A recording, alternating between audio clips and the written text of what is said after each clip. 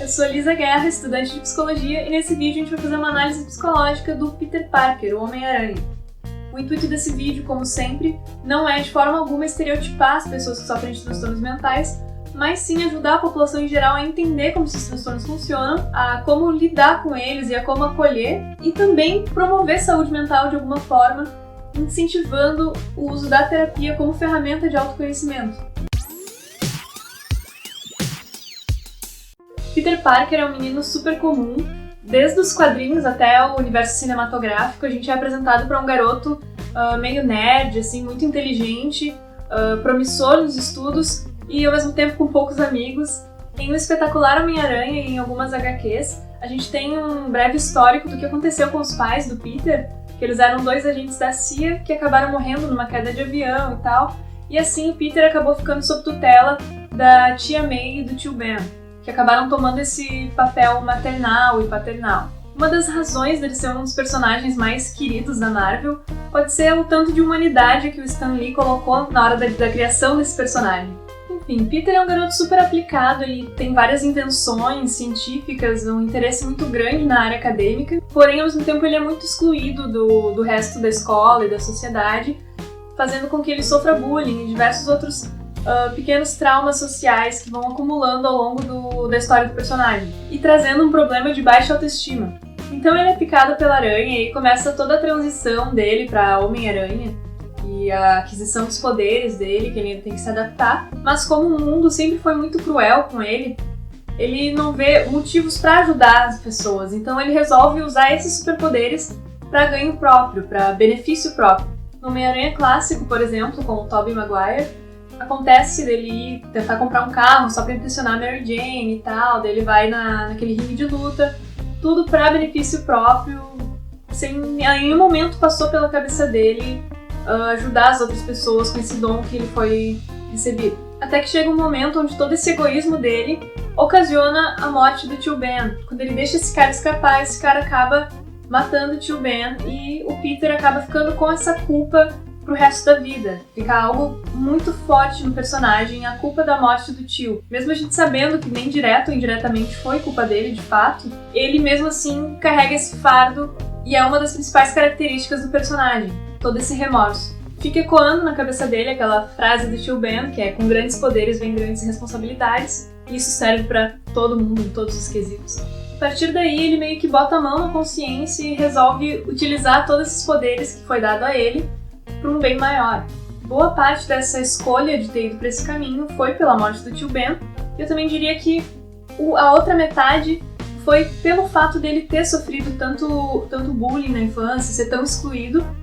E isso pode ter ocasionado ele uma empatia com as pessoas que são mais frágeis e oprimidas, fazendo ele conseguir se colocar no lugar dessa pessoa. E também dessa forma, o poder não subiu a cabeça dele. Ele é um herói que ele sempre se manteve mais estável nessa linha de megalomania, que a gente possa dizer. Eu sei que não se encaixa pra ele esse termo, mas é o mais próximo que veio na minha cabeça agora, mas enfim, o fato dele já ter sido um personagem, uma pessoa fraca e excluída da sociedade, faz com que ele consiga sentir uma empatia e se manter focado em ajudar as pessoas, que também se sentem assim.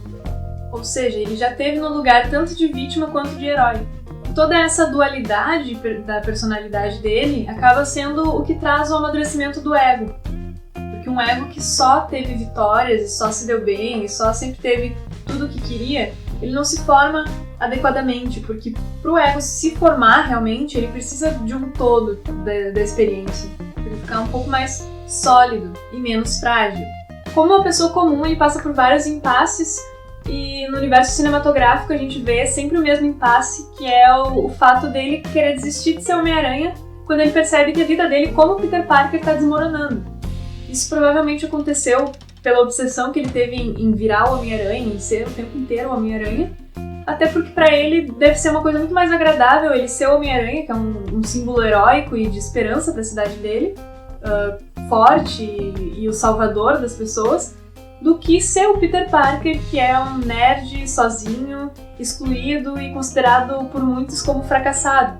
Aí que a gente vê muito bem como o psicológico dele influencia os poderes, porque quando ele desiste de ser Homem-Aranha em todas as representações, principalmente na clássica do Tobey, quando ele joga a fantasia de Homem-Aranha no lixo, ali que os poderes dele também começam a diminuir, ele começa a ficar mais fraco, como se fosse um reflexo e um lembrete também do quão humano ele pode ser. E uma frase também que ele diz no Homem-Aranha 2 é: o quão insano é não saber quem somos, a gente perde a alma. Então essa perda também significa um enfraquecimento das habilidades dele, provavelmente por algum prejuízo psicológico que ele não estava sabendo lidar. Então esse prejuízo psicológico exigia dele muito mais energia do que qualquer outra obrigação como Homem-Aranha ou como Peter Parker. Esse desnível e essa falta de balanço entre as duas identidades. Já com esse impasse resolvido, quando a gente vai pro terceiro filme, que sim, é um dos piores de todos os Homem-Aranhas, é o terceiro filme do Tobey Maguire, mas apesar de ser o pior filme do Homem-Aranha, ele tem muitos elementos psicológicos que são sim fundamental para a identidade de Homem-Aranha que a gente conhece agora. Passando ainda por muitos altos e baixos, a gente vê que no terceiro filme ele acaba deixando a fama meio que consumir ele. E isso fez com que ele não conseguisse nem enxergar o que estava acontecendo ao redor dele na vida pessoal. Como, por exemplo, a Mary Jane, que estava passando por um momento super difícil e ela não pôde contar com o apoio dele, porque ele estava somente preocupado com todo o apoio e reconhecimento positivo que ele estava tendo como Homem-Aranha. Tudo que ele queria era toda a glória e todo aquele espetáculo que era as pessoas aplaudindo ele quando ele passava.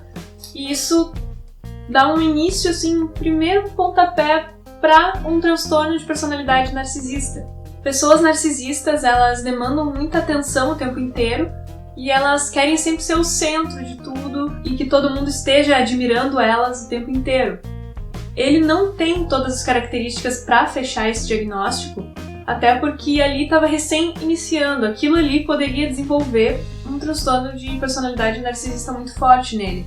Porém, a gente tem uma quebra disso, que é quando a Mary Jane termina com ele justamente por ver esse caminho e também pelo Harry tá meio que manipulando ela de certa forma, mas isso é um dos detalhes. Porém, quando a Mary Jane termina com ele, a gente tem um certo choque do Peter Parker, onde ele nota tudo o que está acontecendo e assim ele volta um pouquinho pro chão, ele volta um pouco a ser o Peter Parker, mas não é totalmente o Peter Parker que a gente conhece, ele é bem diferente. E aí que a coisa fica tensa psicologicamente, porque é quando o Peter fica muito confuso e vulnerável com tudo que está acontecendo, e a metáfora que usaram para mostrar isso, para mim, é uma das mais geniais possíveis. Pois é assim que eles introduzem o vilão Venom, que a princípio o Venom é só uma gosma alienígena que meio que se hospeda no corpo do Peter e se funde a ele mesmo, trazendo vários comportamentos que a gente não está acostumado a ver no Peter nem no Homem-Aranha.